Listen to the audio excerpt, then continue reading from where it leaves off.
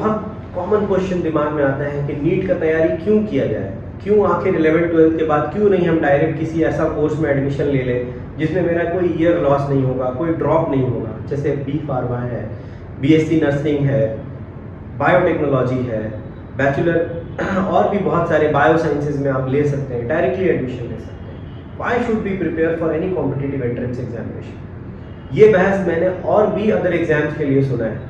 जैसे बहुत लोग बोलते हैं यूपीएससी का तैयारी करने में इतने साल उसने बर्बाद कर दिए। मुझे तो ये नहीं समझ में आता है कि वो ऐसा बात बोल कैसे सकते हैं। It is a crime to say like that, उसने इतना साल बर्बाद कर दिया। क्या आपको लगता है कि जो एग्ज़ाम का प्रिपरेशन करने के बाद जो उसका एजुकेशन का जो नॉलेज का लेवल था वो 12th वाला ही लेवल था? अगर किसी ने 12th से मान लीजिए कि 1 साल ड्रॉप लिया, तो 12th के बाद जो उसका नॉलेज था फिजिक्स का, केमिस्ट्री का, बॉटनी, जूलॉजी का, क्या 1 साल बाद उसमें कोई इंप्रूवमेंट नहीं आया होगा? ऑब्वियसली बहुत इंप्रूवमेंट आया होगा, और ये एकेडमिक इंप्रूवमेंट का बात है। सेकेंड, कैरेक्टर में चेंज, बहुत बड़ा कैरेक्टर में चेंज आता है। अगर आप किसी भी कॉम्पिटिटिव एंट्रेंस एग्जामिनेशन का प्रिपरेशन करते हैं, आपको रियलाइज होता है कि एक्चुअल में कॉम्पिटिशन क्या है। इससे पहले जब आप एक क्लास में थे, एक स्कूल में थे, एक क्लास में बहुत से बहुत 2-3 सेक्शंस होते हैं, एक सेक्शन में 40-50 बच्चे, तो आपका कंपटीशन उन 150 बच्चों में है।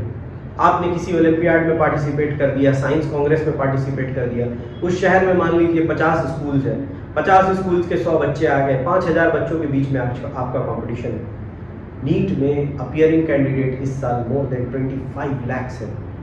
Imagine the kind of competition you are going to face. तो इस चीज़ को रियलाइज़ करने के बाद जब आपका ब्रेन जब आगे बढ़ता है, और अगर आप एक 50,000 का भी रैंक लाते हैं, तो आपको लगता है कि मैं टॉप 10% में हूँ, मैं टॉप 5% में हूँ। ये जो फीलिंग है, ये आपको कोई और चीज़ नहीं दे सकती। इसीलिए एक एंट्रेंस एग्जामिनेशन और प्रिपरेशन आपको सिर्फ और सिर्फ नॉलेज ही नहीं देता, आपके कैरेक्टर में भी चेंज लाता है, आपके थिंकिंग में भी चेंज लाता है, आपके व्यूज़ में भी चेंजेस लाता है।